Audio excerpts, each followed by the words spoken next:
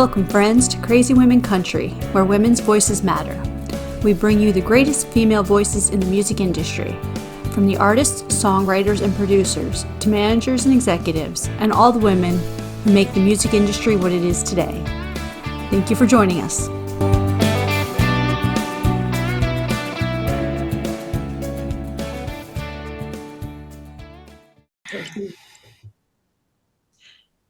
Welcome, friends, to another episode of Crazy Women Country. I'm Donna.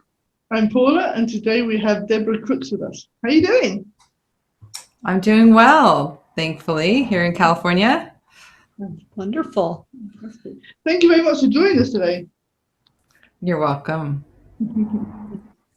So, tell all our Crazy Women Country fans, who is Deborah Crooks?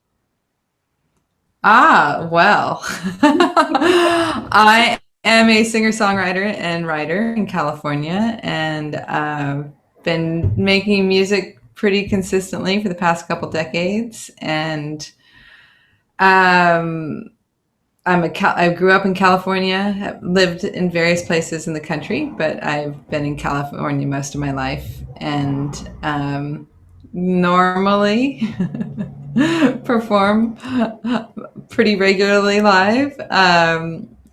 During COVID times, my life has been pretty local in the Bay Area, and actually very local. We did a lot of porch concerts on our porch for our neighbors, and that kind of carried us through the whole not playing live. So we actually played live to some people, which was nice. And I am a artist in California. It's a short answer.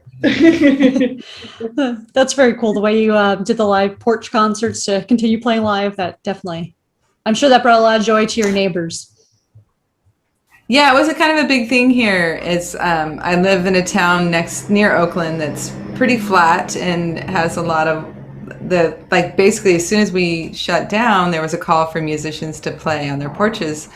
And for multiple months, every Friday it was a thing, and people would ride their bikes around and see, it was almost like a little local mini music festival. So it carried us through. Yeah, it was really nice. And we actually met a lot of people we didn't know, because I think everybody who stayed home a lot this year, you met people you didn't know before that lived in your neighborhood because everybody was home.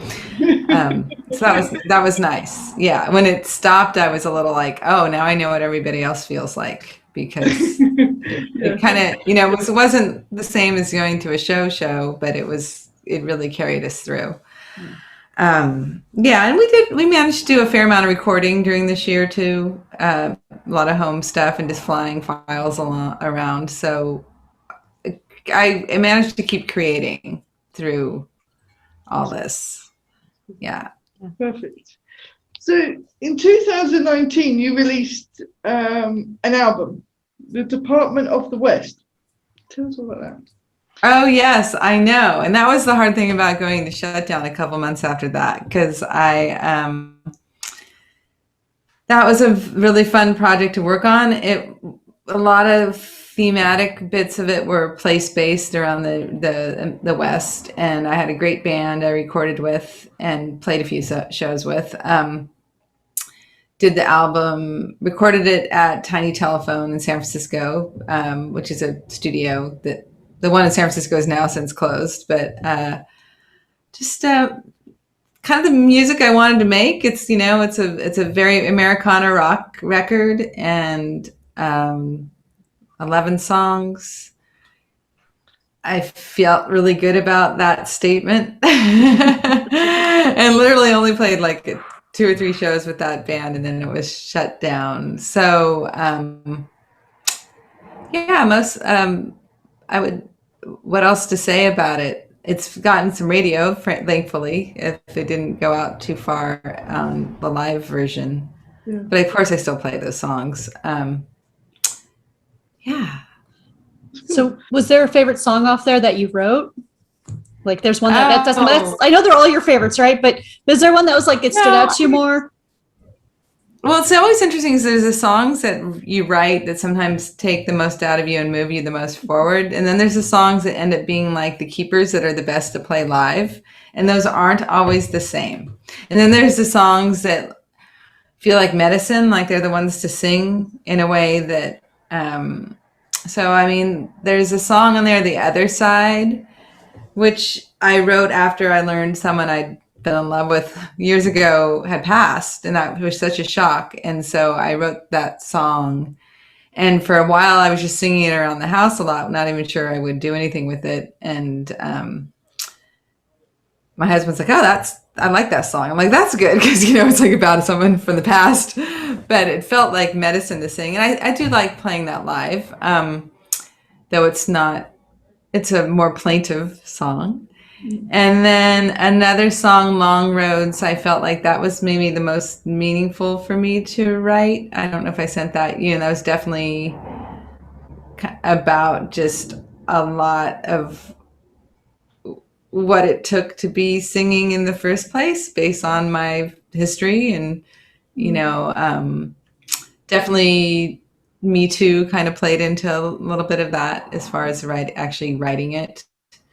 And that feels like a medicine song too. It doesn't fit in every set, you know what I mean?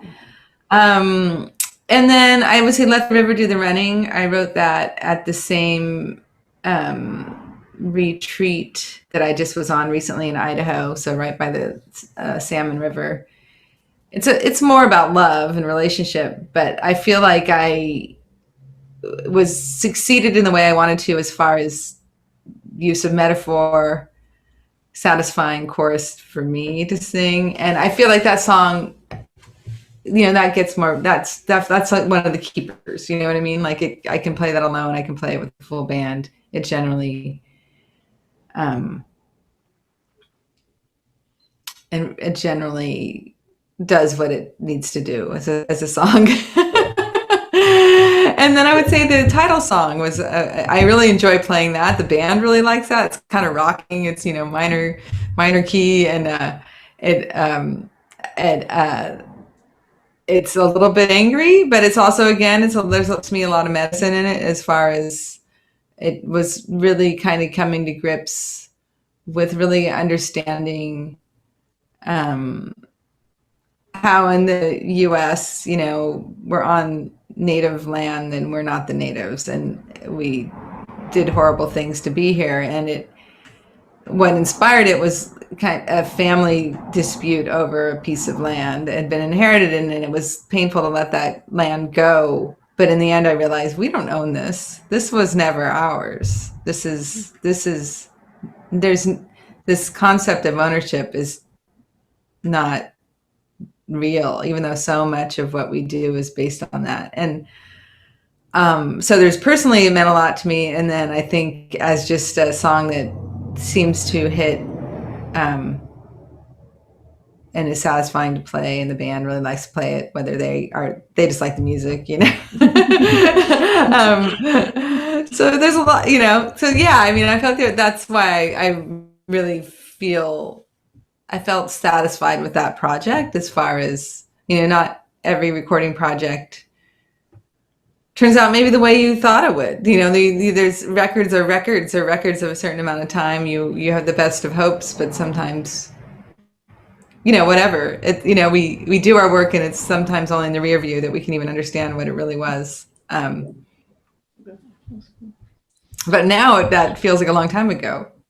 It's, just, and not playing the songs as much as I thought.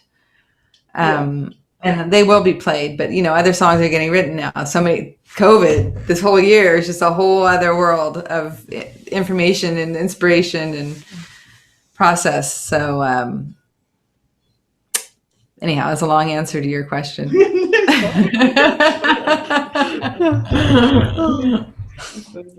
No, that was wonderful. I love to hear about behind the songs. As a lyricist, especially for me at my end, I'm like, I always want to know, is it something personal? Is it something that, there are people that write more commercially, where it's not as personal or medicine as you were saying, and it's something more just fun to write, to keep in the craft. And that's sometimes, that's okay too, but sometimes you just want to hear the stories behind them. So Yeah, thank you. I mean, I think there might be a little bias being a Bay Area artist. I think there's a lot of people that are more artists. We're just all being artists and writing, into geeking out on writing songs, and it's a little like we forget sometimes about the commercial aspect, for better or worse. Not that not everybody, but it's not as industry focused as if I was in Nashville doing the writing things. And I mean, I like co-writing when there isn't such a culture of it here, but I always enjoy co-writing for that reason, because usually when I co-write, it's more about, it is, getting in and seeing what you can do, but it's not it doesn't start with maybe my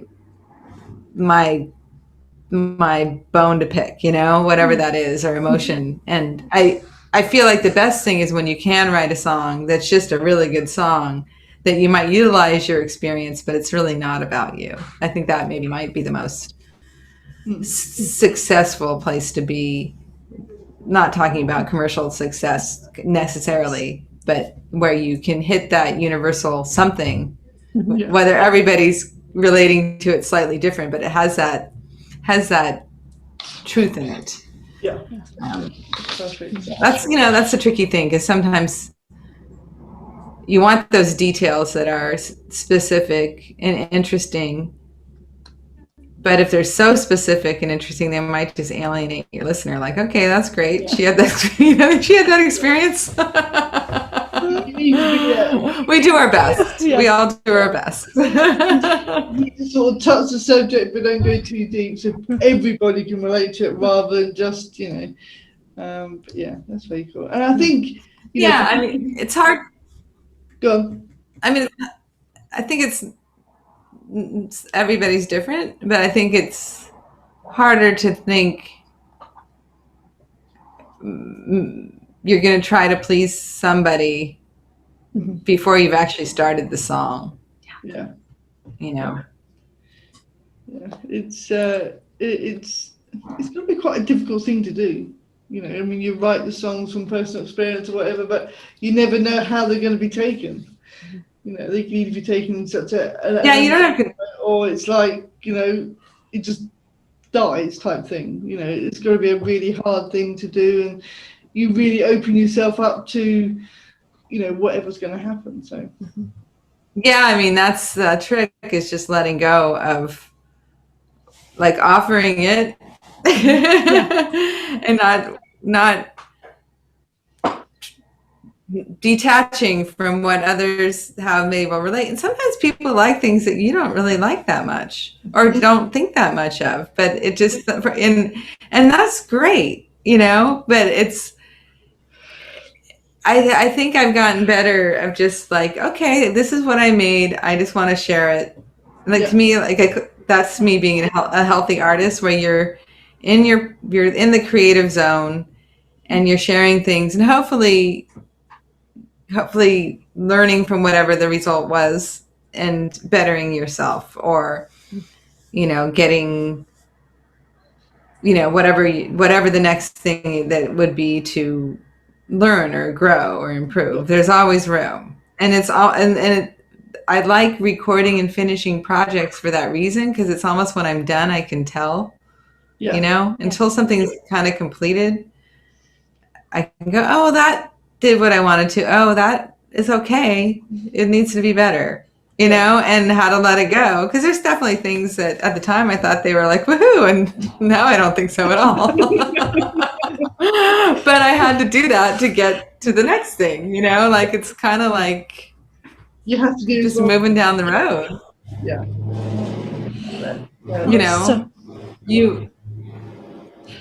I was just gonna ask, I was just thinking of, like, Good.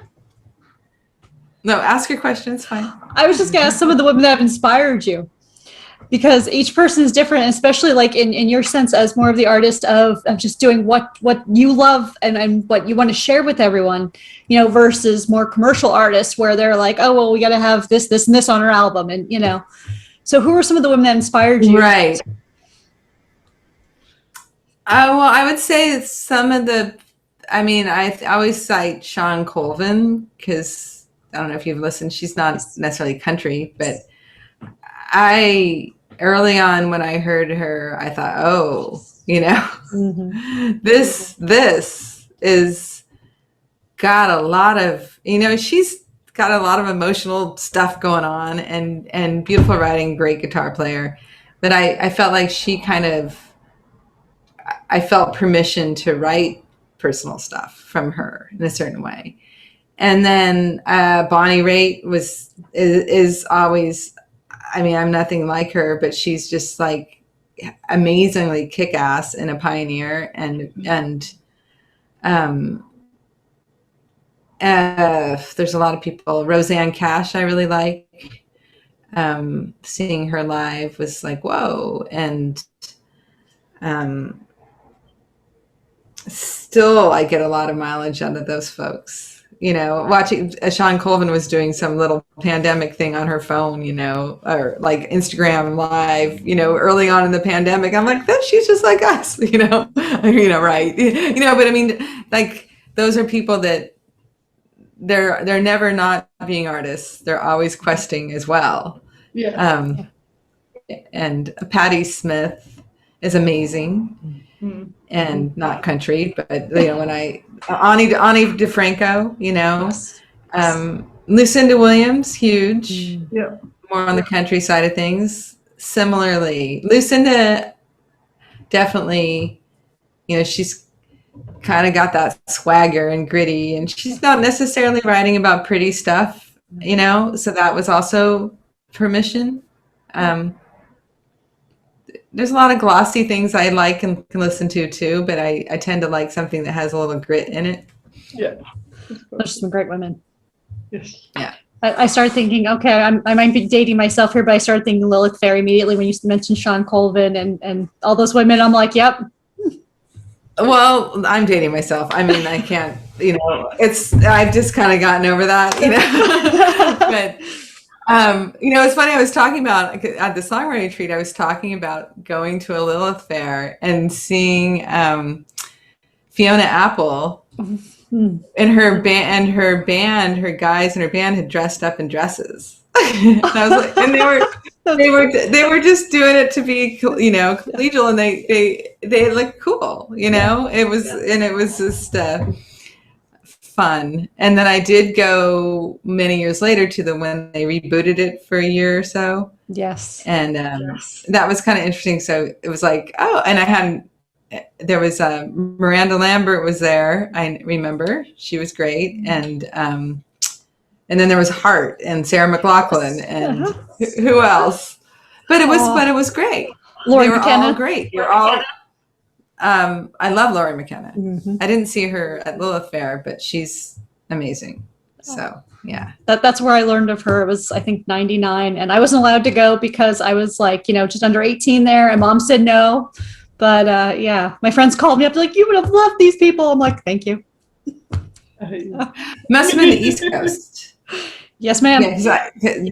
Yeah. And I didn't know about Laura McKenna until a few years ago now, and I think she's probably been big on because she's Boston area, right? Yes. Yeah. A Boston, Nashville kind of thing going on. But she's fabulous. Those are exactly the type of people I love, That's cool. Wonderful. I can only aspire. But those were like that. I think that's why it's so important to do what you do, because you never know who you're going to influence, and how those seeing some of those people early on or hearing them was like kind of huge, just huge, Yeah. That's perfect. That's so cool. Some amazing women there. Absolutely. Yes. So this is our quick fire question part. Yay! Okay, these are dead easy, these are fun. And you'll love them. Everybody loves them. Okay, are you ready for this? I'm ready. As ready as I'm going to be. Early bird or night owl? Oh, I'm an early bird. Perfect. I love the morning. Mornings are good, I must admit. What sitcom family would you be a member of? Or TV family? What sitcom family? Huh. Oh my God. Can I pass? I don't know. Okay, what about a TV family? Is there a TV family you'd like to be a member of? I don't watch enough TV. I think it'd be fun to be like on Colbert or something. Be like come to visit, be Colbert's cousin that kind of comes in. Hi. That's pretty cool. Very good, yeah. It's not really, but I mean, just, yeah. Okay, if we had a look on your phone or your iPod or music holder, what would be hidden? What would be your guilty pleasure music? What would be hidden deep on it? Oh, I call it woo-woo music.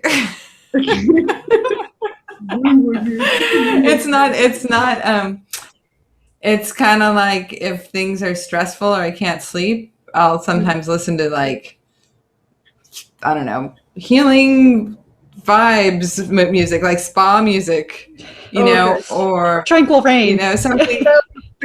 Yes, that would be the geekiest. I mean, I can look maybe I can look, but it's just the stuff that's kind of like, what is that? It's kind of like, well, because I can't sleep. I'll have to try that sometime. I usually read when I can't sleep.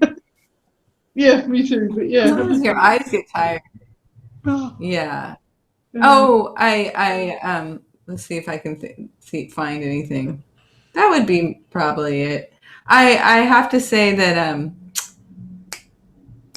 probably I don't know if I have any because I just stream like everybody else probably, but like some Madonna, early Madonna, or not early Madonna, like mid something Madonna that would get me dancing. Oh, I know, it would be Bee Gees, because like when I watched the Bee Gees documentary this year, I was like, oh my God, this just makes you dance, because it just makes you dance. So I was listening to Bee Gees for a while, and they're great songwriters, by the way, or they were, and so stuff like that just that's not what I do, but makes me dance. That just kind of takes me out.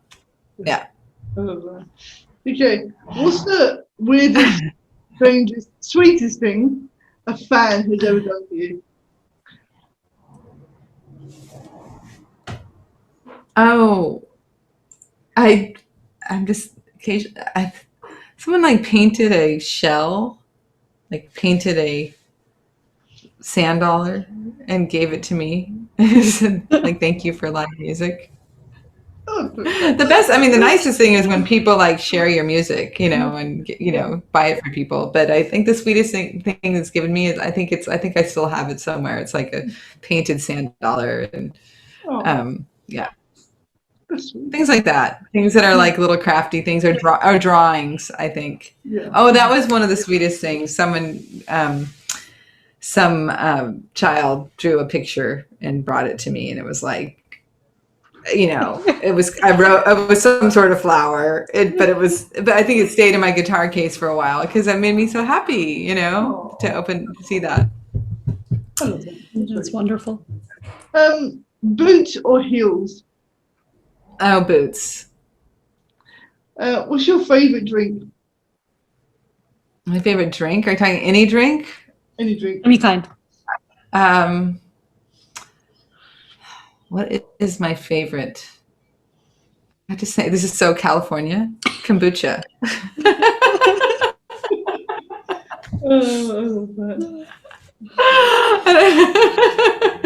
But I like when I was in Idaho, I was like, where do I find the kombucha at like the two little grocery stores in this tiny little mountain town, They're like, what? What are you talking about?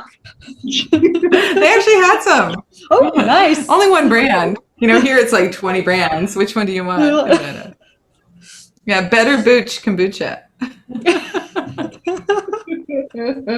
That's cool. What's your favorite holiday? Oh, I it's controversial, but I like Thanksgiving as we now know it. As far as I really like November, and I like the whole idea of just cooking lots of food and eating with people and being grateful. But it's a little bit not, I wouldn't necessarily associate it with, like back to my Department of the West. Like it's not, it's a whitewashed holiday, I think. But Yeah. yeah. What's your favorite animal? Animal? Favorite animal? Oh, don't let my cat hear it, but it would be peregrine falcon. So I have That's a cool. whole bird thing that is in my life. cool. If you could add somebody to Mount Rushmore, who would it be and why? And it doesn't have to be a president. It can be anybody you want up there. We were going to add Dolly Parton just because she's so cool. Dolly Parton's a really good choice. I would say that is a really good choice because she's really cool. Mount Rushmore.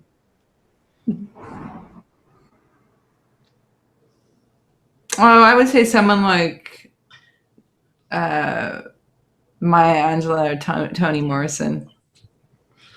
Great choices. Some really wise woman who's transcended a lot of stuff and knows the score and didn't, Yeah. That is awesome. Okay, what was the first concert you went to? Tom Petty at the Santa Cruz Civic Auditorium. I think I was 14 years old. Life-changing. Got up to the front of the stage.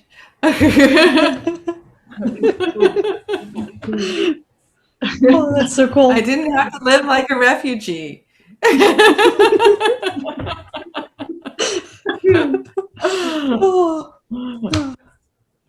Okay, so what's your favorite color? Oh, that's hard. I would say like turquoise blue, like the color, probably you get the color of your water out there in Florida, like that lovely warm water turquoise blue. Perfect. You know what else is that blue color like that though? The cold glacier water. It is that beautiful color. Just that we don't want to go swimming in that cold, but yes. Yeah, it's amazing though, isn't it? It's such a stunning color. So what's the best thing since sliced bread? The best thing since sliced bread. It's funny, when I was little, I don't really eat bread anymore, but I ate so much Wonder Bread. Isn't that horrible? And I thought it was great. Now, are we talking food or just anything? Anything. Best thing since sliced bread, I would say, is vaccines for COVID so that we can get back on our feet. I know it's a controversial thing for some people, but it's pretty darn radical. Yeah. Hey, the long-term side effects of it, if you've had it and you have those long-term, that's not cool. So yeah, get vaccinated, COVID, people. have you? Yeah. Did either of you have COVID? No. Did either of you? No. Good thing. Yeah. Yep. No, I hid away. I didn't leave the house. Literally, I was like, no. I left for food and come home again. That was it. Didn't leave. Yeah. So unbelievable. Yeah. So, absolutely. So if you could talk to anyone, alive or dead, who would you want to talk to and what would you want to talk about?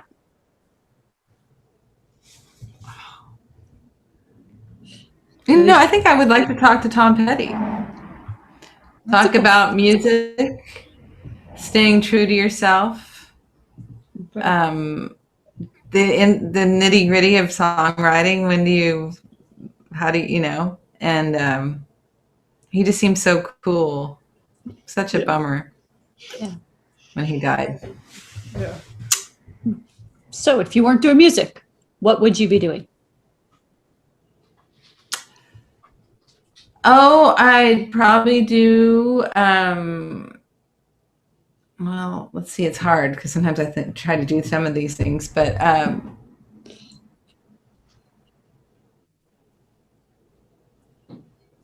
would I really be doing if I wasn't doing music?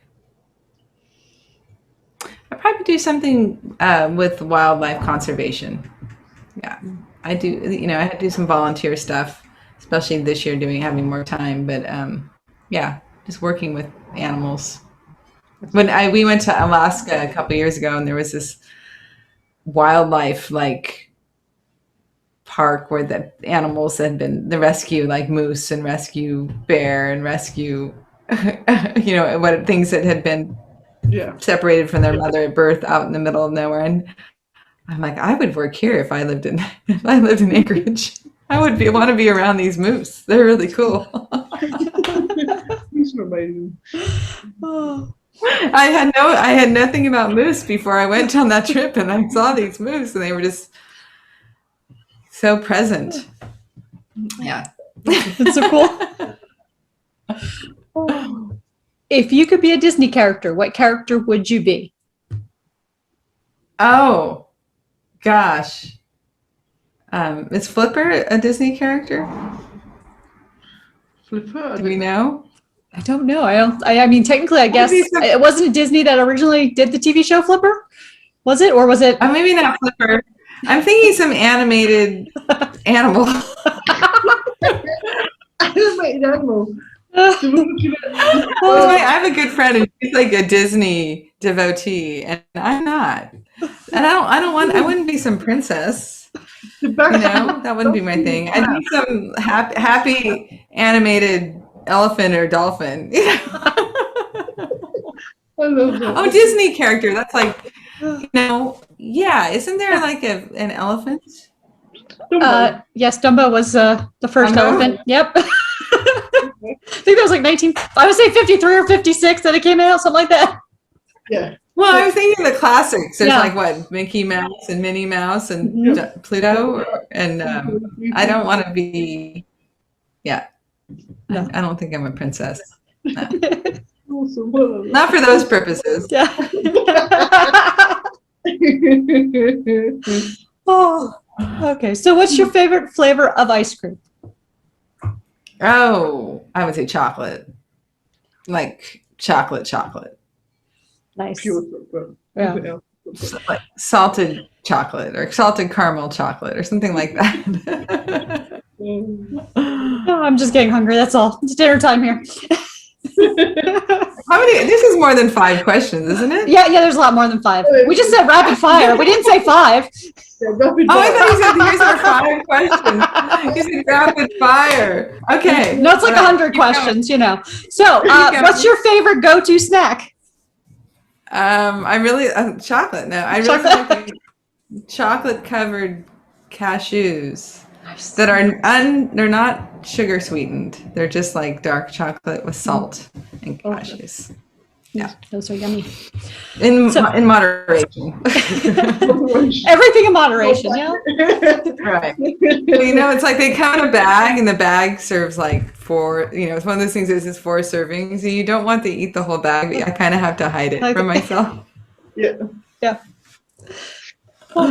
So hypothetically, if I told you I needed to hide a dead body, do you know a good place? Oh gosh.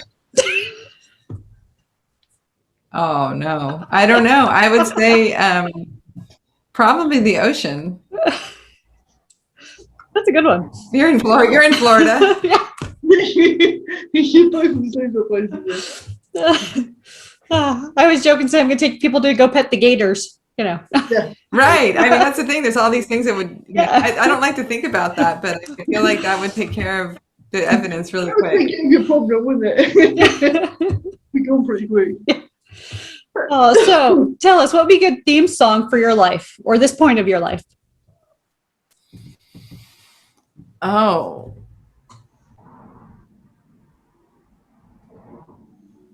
This is really an old song, and I was quite small. But it was Kate Bush, Running Up That Hill. Mm. You know that song? It's like, keep running up that hill, no problem.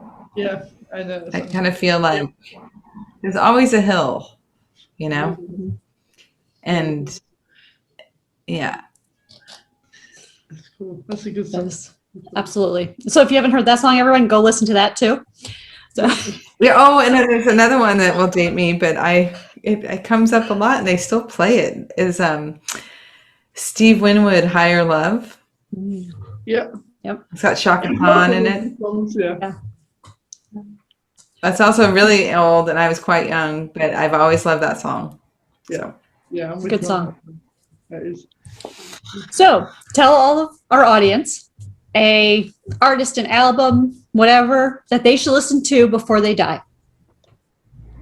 Your music recommendations. It can be a couple. Okay. Well, I think which one? That's the thing.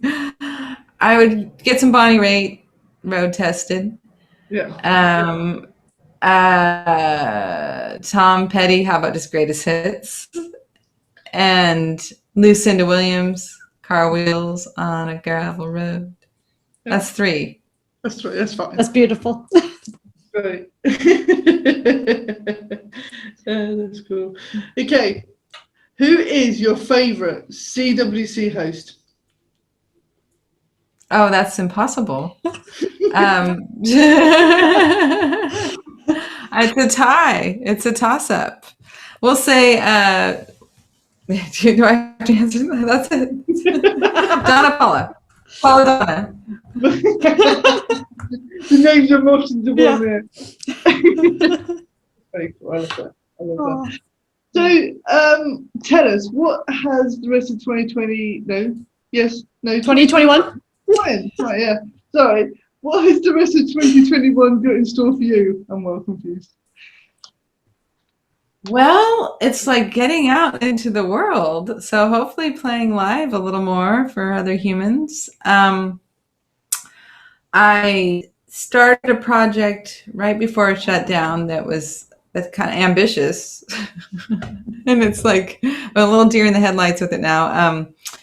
I had a residency. I started a project, a musical, which I've never written before, based on a story about birds, and I want to finish that. Yeah, That'd be awesome. That sounds awesome. Yes. that's a taller order right there. But I'm also going camping in the woods in July, and I'm going to be at a folk festival online like this weekend, and yeah, just venturing out in the world. Hopefully, play some more dates. And I just started a bunch of new songs, so I think it's more of a writing phase coming up than necessarily recording much. Yeah. The rest of the year, but yeah.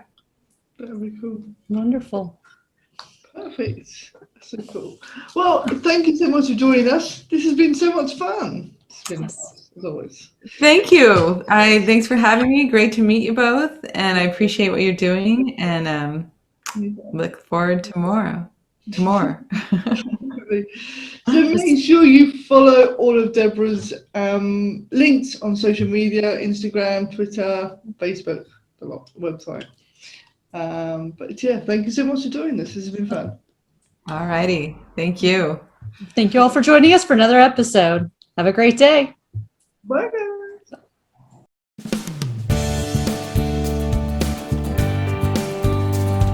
If you enjoyed today's episode of Crazy Women Country, don't forget to give us a thumbs up.